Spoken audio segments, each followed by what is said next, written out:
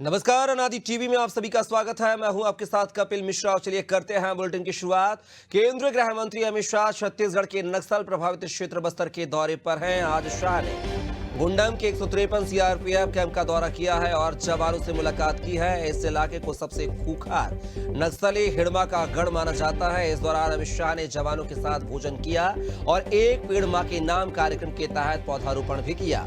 इसके बाद उन्होंने स्थानीय ग्रामीणों के साथ चौपाल लगाकर उनकी समस्याओं को सुना और केंद्र सरकार की योजनाओं को जमीनी स्तर तक पहुंचाने के लिए अधिकारियों को निर्देश दिए हैं। शाह ग्रामीणों से बातचीत के दौरान कहा कि नक्सलियों की वजह से आप लोग सारी सुविधाओं से वंचित थे, लेकिन अब हमारे जवानों ने यहां आप लोगों के लिए सुरक्षा कैंप खोला है। यहां अब सारी सुविधाएं उपलब्ध होंगी।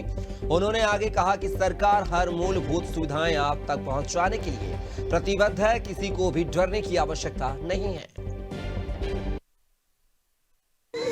बीमार हो तो यहाँ एक छोटा सा सुंदर अस्पताल बना है, मैं खुद देख कर आया हूँ।